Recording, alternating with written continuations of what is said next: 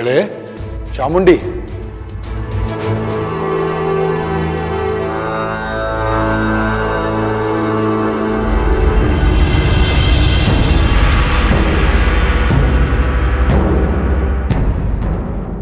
ಏಕೆ ಮಗಳೇ? ದಿನವೂ ನನಗಾಗಿ ಕಾಯುತ್ತಿದ್ದೆ. ಈ ದಿನ ನಾನು ನಿನಗಾಗಿ ಕಾಯುತ್ತಲಿದ್ದರೂ ಮಾತನಾಡಿಸದೆ ಹೋಗುತ್ತಿರುವೆ. ಕೋಪವೇ? ಕೋಪವಲ್ಲ ಅಪ್ಪ, ನೋವು. ನಮ್ಮವರೇ ನಮ್ಮನ್ನು ಅರ್ಥ ಮಾಡಿಕೊಳ್ಳದ ಹತಾಶೆ. ನಿನ್ನ ಬಯಕೆ ಏನೆಂದು ನನಗೆ ಗೊತ್ತಲ್ಲ ಮಗಳೇ. ನಿಮಗೆ ಮಾತ್ರ ಗೊತ್ತಿದ್ದರೆ ಸಾಕೆ ಅಪ್ಪ. ಅಮ್ಮ ಏಕೆ ಅದನ್ನು ಅರ್ಥ ಮಾಡಿಕೊಳ್ಳುತ್ತಿಲ್ಲ?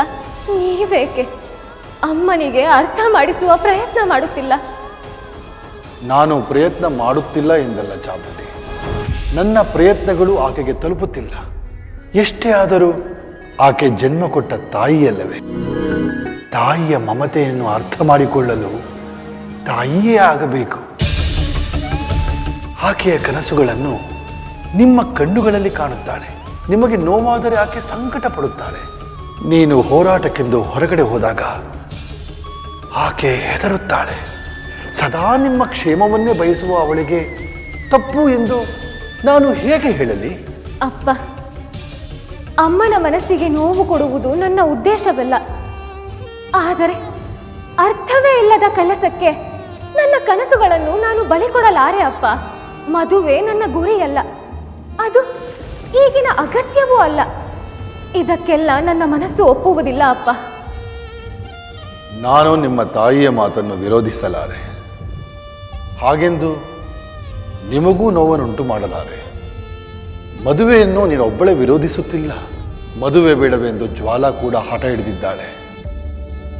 ಎಷ್ಟೇ ಆದರೂ ಮಾತೃ ಹೃದಯ ಅಲ್ಲವೇ? ಮಕ್ಕಳಿರುವರು ಕಷ್ಟದ ಹಾದಿಯನ್ನೇ ಆಯ್ಕೆ ಮಾಡಿಕೊಂಡಿದ್ದಾರೆ ಎನ್ನುವ ಸಂಕಟ ಅವಳಿಗೆ. ನಿಮಗೆ ಅಮ್ಮನ ನೋವು ಅರ್ಥವಾಗುತ್ತಿದೆ. ಅದನ್ನು ನನಗೆ ಅರ್ಥ ಮಾಡಿಸುವ ಪ್ರಯತ್ನ ಮಾಡುತ್ತಿದ್ದೀರಾ ಅಲ್ಲವೇ ಅಪ್ಪ? ಹಾಗೆ ನನ್ನ ನೋವನ್ನು ಅಮ್ಮನಿಗೆ ಏಕೆ ಅರ್ಥ ಮಾಡಿಸುವ ಪ್ರಯತ್ನ ಮಾಡುತ್ತಿಲ್ಲ? ಅಮ್ಮ ಇಂದಲ್ಲ ನಾಳೆ ನನ್ನ ಮನಸ್ಸನ್ನು ಅರಿಯಲೇಬೇಕು, ಒಪ್ಪಿಕೊಳ್ಳಲೇಬೇಕು. ನಾನು ಪ್ರೀತಿಯನ್ನು ನಿರಾಕರಿಸುತ್ತಿಲ್ಲ, ವಿವಾಹದ ಬಂಧನವನ್ನು ಅವಮಾನಿಸುತ್ತಿಲ್ಲ.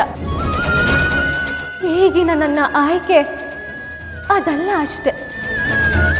ನನ್ನ ಗುರಿಯತ್ತ ನಡೆಯುತ್ತಿದ್ದೇನೆ, ಅವರಿಂದ ದೂರ ನಡೆಯುತ್ತಿಲ್ಲ ಅಪ್ಪ. ಇದನ್ನು ಅಮ್ಮನಿಗೆ ಹೇಗಾದರೂ ಅರ್ಥ ಮಾಡಿಸಿ.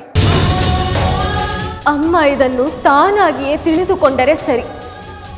ಇಲ್ಲದಿದ್ದರೆ ನಾನು